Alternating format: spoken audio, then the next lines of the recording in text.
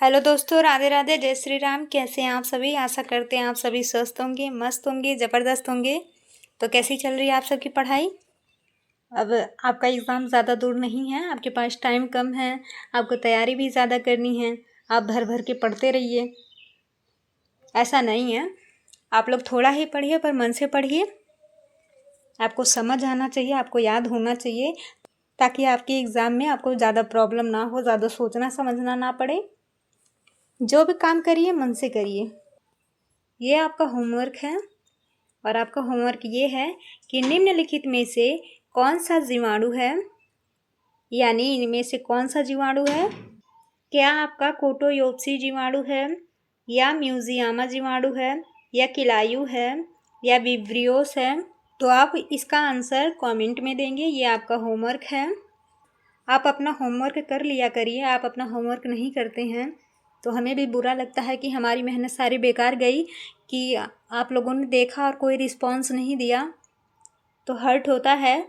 अपनी ज़िंदगी में कुछ नहीं तो कम से कम 2-4 अच्छे काम कर लीजिए। आपकी वजह से किसी का भविष्य, किसी का फ्यूचर अगर सुधर रहा है, तो आपकी एक वर्ड से अगर किसी के चेहरे पे स्माइल आ रही है तो इससे बड़ी बात कोई नहीं हो सकती। कोशिश करिएगा कि एक रिस्पॉन्स आप दे दिया करिए, जिससे हमें भी तसल्ली हो कि हाँ, हम सही जगह हैं, हम सही मेहनत कर पा रहे हैं या नहीं। हमारे मेहनत का आप एक रिस्पॉन्स देंगे और कमेंट में बताएंगे कि हाँ, हम सही जगह हैं, मतलब हमारी वीडियो आपको समझ आ रही है या नहीं आ रही है। तो चलिए स्टार्ट करते हैं अपना प्रैक्टिस सेट।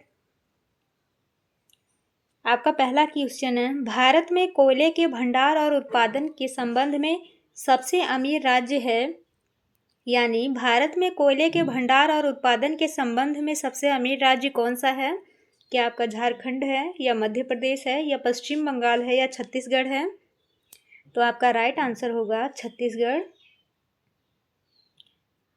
भारत में कोयले भंडार के उत्पादन में सबसे अमीर राज्य है आपका छत्तीसगढ़, यानी कोयले के संबंध में सबसे अधिक उत्पादन कौन करता है? छत्तीसगढ़। अगला प्रश्न, सिस्मोग्राफ किसका विज्ञान है? सिस्मोग्राफ किसका विज्ञान है? क्या ये नदी का विज्ञान है, या भूकंप का है, या पर्वत का है, या ज्वालामुखी का है? आपका सिस्मोग्राफ भूकंप का विज्ञान होता है और इसका सिंबल होता है यस। सिस्मोग्राफ भूकंप का विज्ञान है। इसमें भूकंप का अध्ययन किया जाता है, भूकंप के बारे में हमें जानकारियाँ मिलती हैं। अगला प्रश्न, विश्व में सबसे लंबी पर्वत श्रेणी कौन सी है? यानी विश्व की सबसे लंबी पर्वत श्रेणी कौन सी है? क्या आपका आल्पस है, या रॉकीज है, या एंडीज है, या हिमालय है? तो आपका राइट आंसर होगा एंडीज। जो है ये विश्व की सबसे लंबी पर्वत श्रेणी है। कौन सी? एंडीज। एंडीज विश्व की सबसे लंबी पर्वत श्रेणी है। अगला प्रश्न, संसार का सर्वाधिक सक्रिय ज्वालामुखी है? क्या कोटोपैक्सी है, या क्यूजियामा है, या किलायु है, या विसुवियस है? आपका राइट आंसर होगा कोटोपैक्सी। कोटोपैक्सी आपका संसार का सर्वाधिक सक्रिय ज्वालामुखी कोटोपैक्सी है। क्या है? कोटोपैक्सी आपका संसार का सर्वाधिक सक्रिय ज्वालामुखी है, यानी सबसे सक्रिय यानी सक्सेसफुल कोटोपैक्सी ज्वालामुखी है। अगला प्रश्न, कश्मीर घाटी निम्नलिखित में से किन पर्वत श्रेणी के बीच स्थित है? कश्मीर घाटी निम्नलिखित में से किन पर्वत श्रेणी के बीच स्थित है? तो आपका ऑप्शन है पीर पंजाल और काराकोरम, या फिर पीर पंजाल और बृहद हिमालय, या फिर शिवालिक हिमालय और मध्य हिमालय, या फिर सुलेमान और कीर्थार श्रेणी। तो आपका राइट आंसर होगा पीर पंजाल और बृहद हिमालय। कश्मीर घाटी आपकी पीर पंजाल और बृहद हिमालय पर्वत श्रेणियों के बीच स्थित है। अगला प्रश्न, निम्नलिखित में से किसे प्रकृति का सुरक्षा कवच कहा जाता है? तो आप 19-20 मिनट के अंदर आप अपना प्रैक्टिस सेट आराम से देख सकते हैं और उसको रिवाइज भी कर सकते हैं। रिवाइज के लिए हम आपको टेलीग्राम पे इसका पीडीएफ और आंसर की हम आपको प्रोवाइड करते हैं। बाकी आपके ऊपर डिपेंड है कि आप क्या करना चाहते हैं अपने लाइफ में। हमारा जो काम है, हमारा जो फ़र्ज़ है वो हम पूरा करते हैं। वैसे हम शॉर्ट वीडियो के माध्यम से आपको ये प्रोवाइड करवा देते हैं इम्पॉर्टेंट क्वेश्चन। ताकि आप यहाँ से अगर नहीं पढ़ पा रहे हैं तो वहाँ से देख के आप रिवाइज कर सकते हैं। जो एग्ज़ाम की दृष्टि से काफ़ी ज़्यादा इम्पोर्टेंट है उसको हम शॉर्ट वीडियो में भी दे देते हैं आपको। प्रकृति का सुरक्षा कवच कहा जाता है, यानी प्रकृति का सुरक्षा कवच किसे कहा जाता है?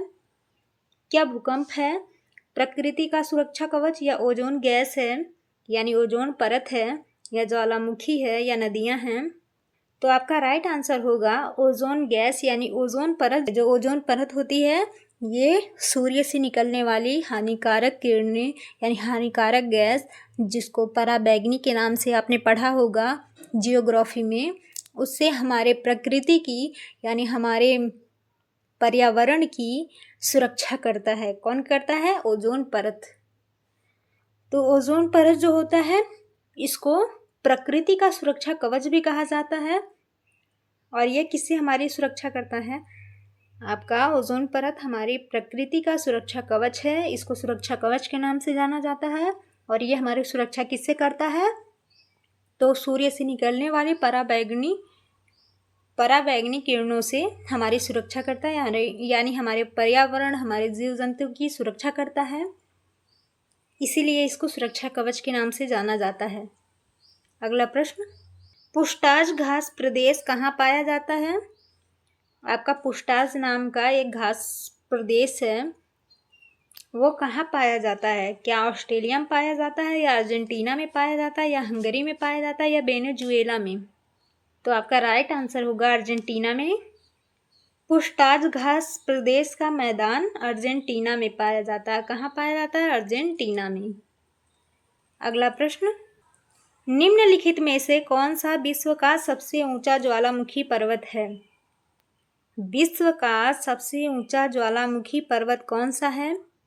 क्या माउंट पिनातुबो है, क्या माउंट किलिमंजारो है, या माउंट ताल है, माउंट कोटोपैक्सी है? तो आपका राइट आंसर है माउंट किलिमंजारो। जो माउंट किलिमंजारो है ये आपका विश्व का सबसे ऊंचा ज्वालामुखी पर्वत है। ये अभी आपने जस्ट ऊपर ही देखा था, उसी से रिलेटेड है। ऐसे ही एग्ज़ाम में आपको प्रश्न घुमा फिरा के मिलते हैं, तो उससे ज़्यादा भयभीत होने की ज़रूरत नहीं है। आपको ज़्यादा चौंकने या आंसर को गलत करने की ज़रूरत नहीं है। क्वेश्चन भले ही चाहे जितना बदल जाए, आपका आंसर वही रहता है। अगला प्रश्न, भारत में व्यवसायों के लिए सेवाओं हेतु जीएसटी पंजीकरण के लिए थ्रेशोल्ड लिमिट सीमा क्या है? भारत में व्यवसायों के लिए सेवाओं हेतु जीएसटी पंजीकरण के लिए थ्रेशोल्ड लिमिट सीमा क्या है? क्या 20 लाख रुपए हैं, या रुपए 50 लाख हैं, या रुपए 5 लाख हैं, या रुपए 10 लाख हैं? तो आपका राइट आंसर होगा 20 लाख रुपए। भारत में व्यवसाय के लिए यानी सेवाओं हेतु जीएसटी पंजीकरण थ्रेशोल्ड लिमिट सीमा 20 लाख रुपए होती है। थ्रेशोल्ड लिमिट सीमा आपकी 20 लाख रुपए होती है। कितनी होती है? तो 20 लाख रुपए। नेक्स्ट क्वेश्चन यानी अगला प्रश्न, विदेश व्यापार यानी महानिर्देशालय DGFT किस मंत्रालय के अंतर्गत आता है? विदेश व्यापार यानी महानिर्देशालय DGFT किस मंत्रालय के अंतर्गत आता है? क्या सूक्ष्म लघु और मध्यम उद्यम मंत्रालय के अंतर्गत आता है, या फिर विदेश मंत्रालय के अंतर्गत आता है, या फिर वित्त मंत्रालय के अंतर्गत आता है, या फिर वाणिज्य एवं उद्योग मंत्रालय के अंतर्गत आता है? तो आपका राइट आंसर होगा वाणिज्य एवं उद्योग मंत्रालय के अंतर्गत आता है। क्या? अगला प्रश्न, वित्तीय स्थिरता बोर्ड FSB क्या करता है? ये पूछ रहा है कि वित्तीय स्थिरता जो FSB है ये क्या करता है? क्या यह विकासशील देशों को वित्तीय सहायता प्रदान करता है, या फिर ये अपने सदस्य देशों के विदेशी मुद्रा भंडार का प्रबंध करता है, या फिर ये दुनिया भर के केंद्रीय बैंकों के लिए ब्याज दरों को नियंत्रित करता है, या फिर यह वित्तीय स्थिरता सुनिश्चित करता है? तो इसमें से वित्तीय स्थिरता बोर्ड क्या करता है? आपका राइट आंसर होगा यह वित्तीय स्थिरता सुनिश्चित करता है। अभी आपने जस्ट ऊपर देखा है एफएसबी वित्तीय स्थिरता बोर्ड है, ये आपका वित्तीय स्थिरता सुनिश्चित करता है। अगला प्रश्न, 1946 के विमुद्रीकरण के दौरान आरबीआई के गवर्नर कौन थे? 1946 के विमुद्रीकरण के दौरान आरबीआई के गवर्नर कौन थे? उर्जित पटेल थे या शक्तिकांत दास थे या फिर चिंतामण द्वारकानाथ देशमुख थे या फिर डी सुब्बा राव थे? तो आपका राइट आंसर होगा चिंतामण द्वारकानाथ देशमुख। 1946 में आरबीआई के गवर्नर कौन थे? तो चिंतामण द्वारकानाथ देशमुख थे। कौन थे? चिंतामण द्वारकानाथ देशमुख आपके आरबीआई के गवर्नर थे 1946 में। अगला प्रश्न, भारत की कैशलेस अर्थव्यवस्था को भारत सरकार की डैश डैश पहल के साथ बढ़ावा गया। इसके पूछने का मतलब है भारत के कैशलेस अर्थव्यवस्था जो है इसको भारत सरकार के द्वारा कैसे यानी किस माध्यम से बढ़ाया गया? क्या बैंकिंग क्षेत्र संकट या विमुद्रीकरण या फिर स्वच्छ भारत या फिर digital India? Digital India Bharat के कैशलेस अर्थव्यवस्था को भारत सरकार की डिजिटल इंडिया पहल के साथ बढ़ाया गया।